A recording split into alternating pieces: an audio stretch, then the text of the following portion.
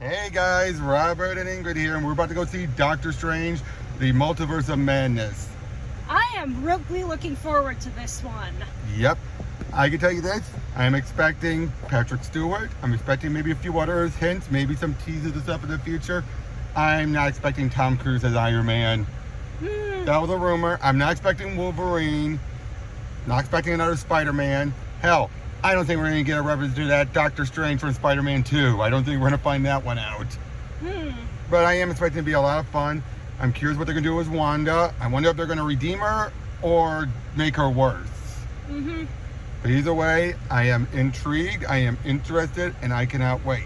What about you? I think the thing that really got me going with this movie is hearing the rumors that they're going to be going more of a horror route with this movie. And well, if you remember how I reacted to our reviews in Venom, it's just like, that sounds like something I would like to get into. Maybe a few heads explode. Or even just more visceral psychological horror. Oh, well, especially what's going to stop with what happened with Wanda and WandaVision, I think we'll get just that. It's like, I liked the first Doctor Strange movie. I like Benedict Cumberbatch, and I trust that this is at least gonna be good, even if it's not a masterpiece. Yep, we'll see you all on the other end. Hey guys, we just got a movie and we are split on this. Not for what you think, and we're not that divided, but we have different rankings for different reasons. Yeah. My particular ranking is a 9 out of 10 because this movie more or less catered to my own personal tastes a lot. It had a lot of strong character writing, it had a lot of unique visual effects in various scenes, and it had a lot of trippy stuff involving a lot of different monsters and a lot of horror. Just what I wanted out of the movie, and I enjoyed it heartily. Yep, hold on a second. And I will agree with that, but I give it more of an 8 to an 8.5. As a superhero movie and everything, it was good. Does it top a lot of the other MCU movies like No Way Home? No, it does not. Why? A lot of stuff was thrown in. This felt like, I would say this, it was a very salvageable mess. You get what I'm saying? That because when you really look at how much is thrown at you. Yeah, I understand what you're saying. Now you're like it more for the aesthetics of, what Sam Raimi brought to it and everything. Indeed, and I like to see that they're trying new things with the MCU now that they're kind of freed from the constraints of having just like one main continuity. I felt Thanks like to Loki. Yeah. But and yeah, but this is gonna be a spoiler video. For the first one it is, yes, we get the Illuminati. Yes, we get Professor Xavier. We also get Mr. Fantastic, played by John Krasinski, or however you say his name, Krasinski. The guy that people have been wanting to play him for ages. It's like, yep, they got him. And he was perfect. Yeah. You also had Captain Carter, Captain America. You also had Monica Rambeau properly as Ms. Marvel. Which was awesome. Or Captain Marvel, which was awesome. But they're so underutilized. It was great to see them all. Especially when Xavier shows up, you actually hear the 90s theme. I was just like, and he's in the golden chair too. The hover chair, which was great. Great to see Patrick Stewart again. Great to see him not fucking up a franchise like he is with Star Trek. Sorry, I don't like Picard. But yeah, and we're jumping ahead. First of all, America Chavez, great use of the character. Oh yeah, she made a good appearance from basically the word go. She is not the Gabby Rivera, holy menstruations, I'm gay and I'm brown and proud. She's not like that. She just looks like she's a normal girl. A gal that just happened to be more or less cursed with a power that basically got her involved with like dealing with multiple realities that she never asked for or wanted. And she's a strong character. She is a strong character who doesn't know what she's doing, is spelling around, has a great sarcasm, but she's not a wimp. She is stronger than she thinks, but she's also afraid because, well, she lost her 2 moms. And yes, I'm they like, kept yeah, that. That would traumatize the hell out of you. Yep. And even the Steven that she met beforehand, we'll get the reason why we're bringing up is that makes more clear later, died, but only after he betrayed her. Now later she realized, I get why he was going to betray me. But at that moment, because yeah, we open up with a bunch of monsters are attacking her, very powerful demons. One of which was this weird tentacle thing. Another one was well, basically Soko Golo, but they couldn't call him that. That was the octopus creature. Oh, and Steven, meanwhile, is dealing with well, Christy, his ex-fiance, got married, which I liked. I actually thought that was cute. He's not too heartbroken about it, but he is dwelling on what could have been. And eventually that leads to, you know, America showing up. They find out what's going on. Then they realize there's glyphs. We should talk to Wanda about this. Unfortunately, Wanda's actually gone evil in between WandaVision and now. She's gone psycho. And you feel bad for her, though. Now, if you both feel bad for her and you want to hate her, do you agree with that? Like, you want... Yeah, it's like the two sentiments sort of remained high throughout the entire thing. It's like you understand everything she's been through, especially after WandaVision. She wants her boy. And even when Steven asked her the big question, what are you going to do with the you that they belong to? And she just dismisses it. But yeah, she is incredibly powerful. She is the main baddie. And she cuts a massive presence in this movie. And she's terrifying. Elizabeth Olsen was terrifying as the Scarlet Witch.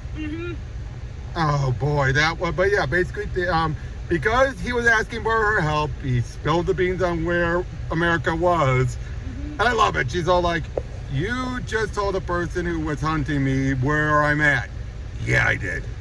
But I don't blame him, though. He didn't know. Yeah, how could he have reasonably known that? But then of course, and thanks to America, her powers are just flux because she only does it when she's afraid, which is what started in the first place. She ended up taking them to the 838 world. Now, here's where the confusion is. I get what he did for simplicity's sake, but they've now declared the MCU the 616 universe, which is what the comic universe is. Yeah, and given how they've always been saying the comics are part of the same multiverse of that's going to cause a lot of confusion. Now, I get it. They did it for simplicity's sake. But when they're there, that's when they meet the Illuminati. They see this world where we get a nice interaction between them. We find out a bit of their backstories. And we also find out about, how the multiverse works. There could be some weirdo stuff. There's one where there's a bunch of paint. That whole sequence was trippy, wasn't it? Yeah. It was. Was there a universe where paint? Yeah, you don't want to be stuck in that one. Weird to eat. It was just like, but yeah, then eventually Mordo is here. Now, apparently, unfortunately, they've skipped Mordo be going evil and basically said, oh, it already happened off screen, which that bites. You know what I mean? They set it up and then they revealed, oh, it already happened. But Mordo is now the Sorcerer Supreme of this world because Steven, well, first we think he sacrificed himself to stop Thanos. It's a lot bigger than that. But yeah, he meets betraying the Illuminati, tries to warn him, but they think, oh no, you're more dangerous. Now, it turns out you think, oh, does this have to do anything with the Spider-Man stuff? Nope. Now, we do know now we find out though what could have happened if he didn't stop the incursion though. It would have been deadlier. Much deadlier than we thought. Yeah. But yeah, then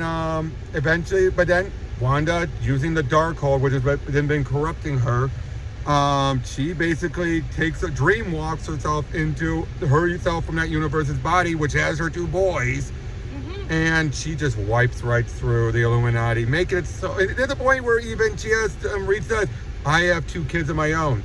Do they still have a mother? Yes. Then they'll still have someone to care for them. That's when I lost sympathy for her. Yeah. That is when I lost sympathy for her. I'm sorry. After that, I'm just like, no, I still felt bad for her. But she lost my sympathy when she said that. I'm sorry. There's no going back from that, is there? Yeah. When you realize she doesn't care so long as there's a mother there. I think that's more what it was. I bet you if it was Sue there instead, she might have been more forgiving. But the fact that it was the dad, I don't think she cared. But yeah, it was gruesome. Yeah, there is. And poor Black Bolt was there too. Yeah. And what mouse? And then she killed poor Reed by overstretching him and then popping his head like a zit. And then, oh geez, Peggy, good God, got sliced right in half. Yeah. And making it clear once and for all, because this version of Monica clearly had the power of Carol's power, she got beaten. Now, it was tough, but she still won. And eventually Steven had to got sent to another universe, one where we find out he actually wanted to find a universe where he was happy with Christy.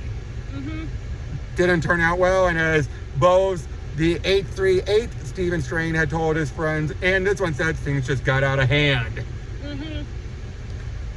Stephen ended up fighting him and taking him out. And then using the Darkhold, he dreamwalks himself into the dead body of the one that America dealt with before. And that was a fantastic Frankenstein-esque kind of scene. Yeah, once you saw, you were like, oh, like, who said they have to be alive? It's like, oh, that's how they're bringing that back. Yep.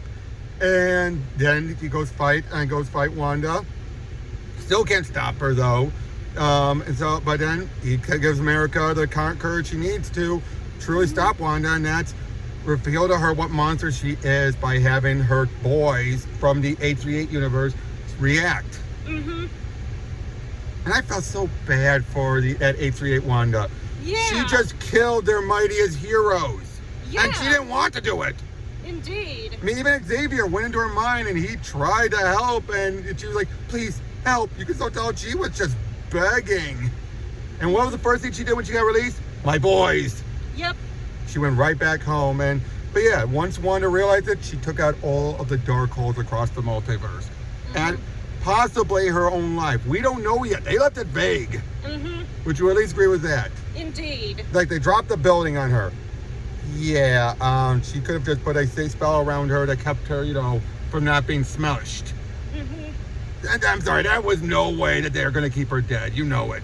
Now, granted, this is probably the extreme they can only go with, obviously, but... And at the end, Steven, America's staying in the 616 universe and is learning magic. Steven seems to be going fine, but it turns out, yeah, just using the Darkhold once is already tainted him with a third eye. Oh, then at the very end, Clea shows up, played by Charlize Theron. Yeah, seriously, another great big name actor. Yeah. He had to explain who she was to me first. Yep. And is taking him to the dark dimension, and it seems he's fine now with his third eye. But yeah, and then now of course Bruce Campbell. Obviously, the Sam Raimi movie. Of course, Bruce Campbell has a scene, and he's also the post-credit sequence, which cute. But overall, it was good. But if you're in it for the MCU-ness of it, it's a mess. Would you at least agree with that? From after I summed it all up, when you really look at it that way, it is a good mess. A good mess. I'm not saying it's a bad mess. I understand where you're coming from. Now, again, I enjoyed it, but I can also see why there's going to be a lot of people who are going to bash it. Now, it's not woke. Definitely not woke. There's no wokeism. If you're just going to say, oh, America's in it, watch the damn movie. Because, yeah, she has her two moms still. That's always been established about her character. But she's not the most powerful. Although as far as we know, her blow was able to knock Wanda back. So that's pretty damn powerful. She is unique. But they also sort of made it clear at the end that, hey, now she's going to the temple to sort of... learn actual magic. Yeah, basically, I accidentally managed to pass like a top level course at university, and now I'm going back to do all of the other courses to properly work up to that one. Exactly. Now, granted, she's able to do something no one else can do, which is punch a hole literally into the multiverse. And also, they go with the idea of literally any dream you have that yourself is in there, it's just you look at yourself in the infinite multiverse. Of course, it does clash with, given how Loki made it clear that for a while it was the sacred timeline. There were no multiverses. So what, did no one dream until that point? That's a bit of a head scratch. I think that's one of the unfortunate things where they think it's cool in the moment, but they don't think about the long term. You're like, wait a second. What they already established. Yeah, though it sort of reaches a point where, yeah, it's hard to keep track of continuity. Yeah, because like I said, they made it very clear there were no variants. Anytime there was a variant, they would destroy it. They would purge it. Remember? Every time they would purge that world. So, but again, in the end, it was damn good. I'm interested to see where things are going with Dr. Strange and everything. America's there. We already have Hawkeye and the Kate Bishop Hawkeye. We have Cassie Lang stature in Ant-Man. We've got Isaac Bradley, which means we could have his son who can play Patriot from, no, he does from the Winter Soldier stuff. So we are well on our way to having the Young Avengers. Yeah. It depends on what version, but we already got a good number of them, or at least the potential for them soon. So again, they are slowly building things up. And again, Sam Raimi, I'm glad that it reinvigorated him. Yeah. And again, some of those moments, like when Wanda's attacking, the sacred place and everything, and they're in the room, the camera's zooming around. That was such an Evil Dead moment. You know what I mean? The weird camera pans and everything. Because they'll tell Raimi within his element here. Yeah. There's one other complaint I have is, we never found out about the Dr.Strange that was referenced in Spider-Man 2. Remember the, Professor Squid? Crap. Dr. Strange, I like it, but it's taken. Remember that from Spider-Man 2 with Jameson? No?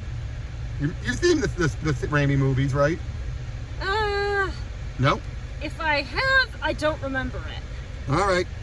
But yeah, we highly recommend it still, guys. See it. But we can't promise if you're going to love it or not. It depends on your taste. It's one of those movies, wouldn't you agree? It's definitely one of those movies. And it's not bad, though. But I just happen to be the target audience. Yes. And I was one of the target audience, too, just not like hers. But, like I said, it's a good chance you might like it. There's also a good chance you might be frustrated. And that's what I would say the worst is. The worst is frustrated. I can understand that there's definitely a lot to keep track of. Hate it? No. I don't think anyone's going to fall on hate it unless you're going in to hate it. But that's what I would say. Frustrated, if for nothing else, again, by a whole bunch of stuff that's thrown in, introduced and then wasted. That's what I'm saying. It's a lot of wasted potential. And yet a lot of fulfilled potential, too, is what I mean. Yeah. But the stuff that's wasted is the stuff that's introduced, and then you're like, you know what I mean? But yeah, in the end, really good. Check it out. 9 out of 10, 8.5, 8.25 I'll give it. But yeah, until then, we'll see you guys later.